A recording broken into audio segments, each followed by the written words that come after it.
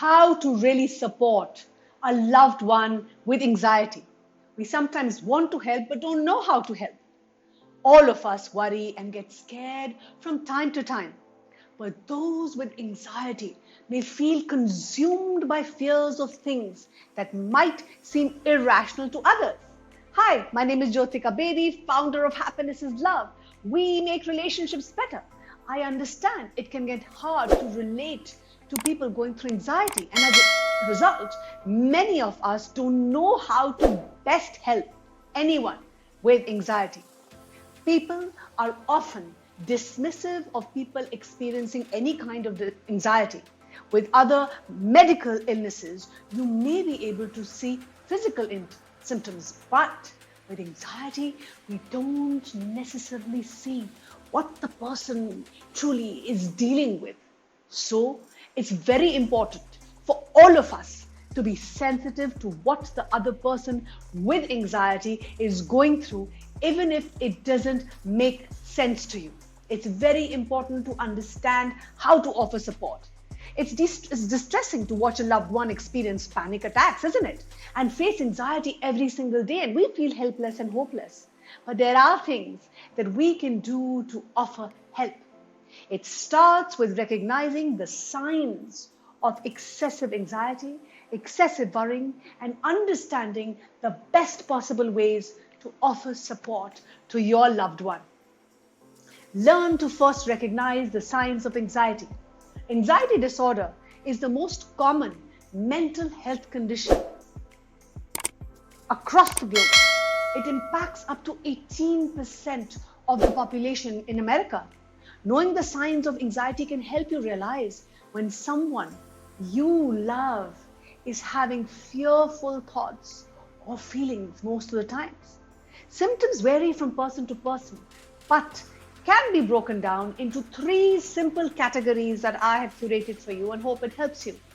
Physical symptoms. Some of the physical symptoms your loved one may be reporting feeling may include lightheadedness, sweating, nausea, feeling edgy and restless most of the times, shortness of breath, diarrhea, getting easily fatigued, anxious thoughts. People with anxiety often have thought patterns such as believing that the worst will always happen, persistent worrying, all or nothing thinking, overgeneralization, making overall assumptions based on a single event, and then anxious behaviors. Perhaps what you'll notice most is your loved one's behavior. Behavior is what you'll be able to see. So common anxiety behaviors include avoidance of feared situation or maybe events, seeking constant reassurance, second guessing, irritability and snappishness and frustration in feared situations, compulsive actions like washing hands over and over again.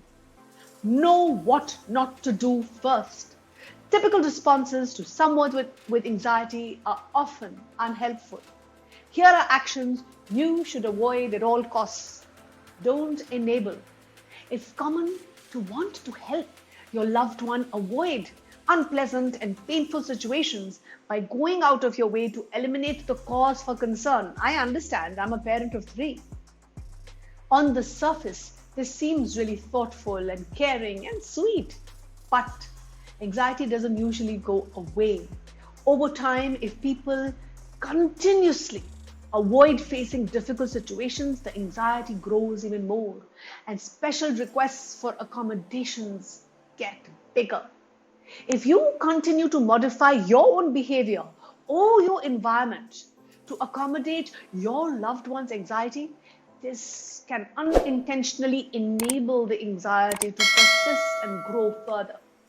Avoiding difficult situations doesn't give your loved one the opportunity to actually overcome their fears and learn how to truly master anxiety.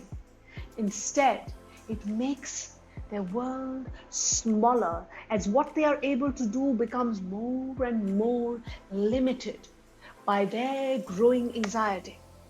So please keep this in mind. Don't force confrontation. On the other hand, it's always not good to force a person to do something that they're scared of. I'm guilty of this. Trying to push somebody who's not ready can do more damage than good, can damage that particular relationship.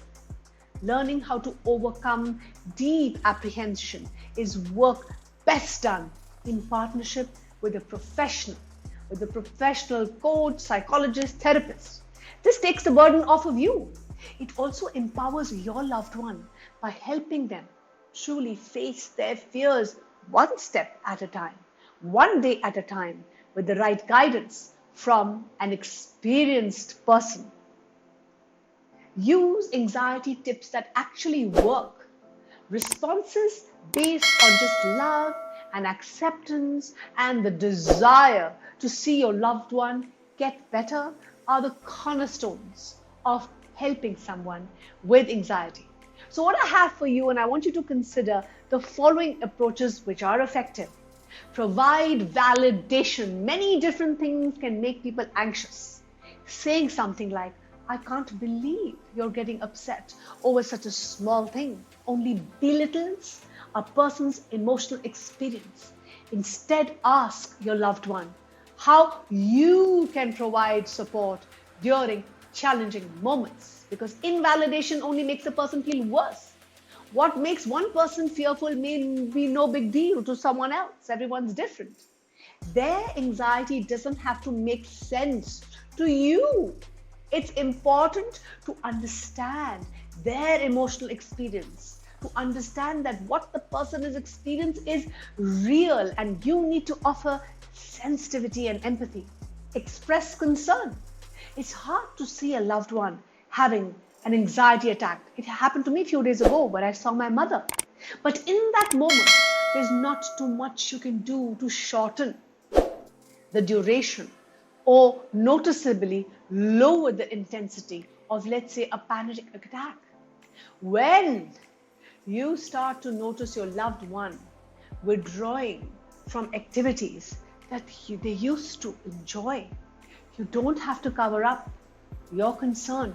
Instead, it can be more helpful to approach your loved one in a warm, positive, caring way. You can start a positive dialogue by saying you've noticed certain behavioral changes and that you are concerned.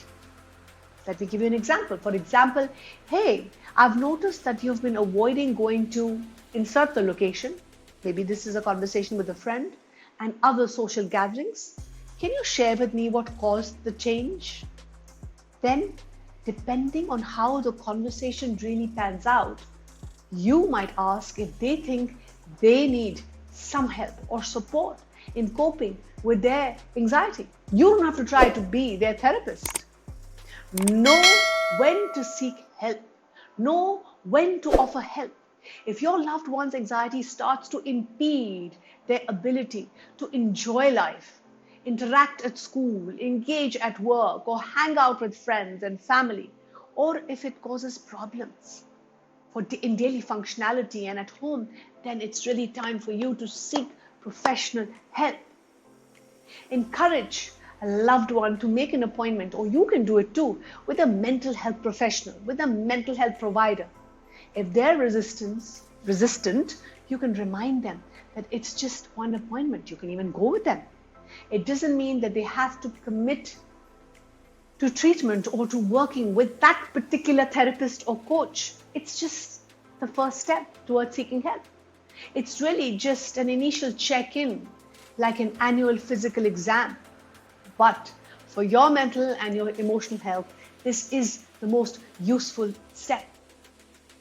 I hope this video was useful to you. If you're struggling with anxiety, maybe you are going through this, or a loved one is, you can reach out to us, because we at Happiness is Love truly care, and we are here because we believe that together we are better. Together we can support each other. And out of all the tools and tips that I have shared with you, comment in the box below which one was most useful to you, which one you will apply from this moment on.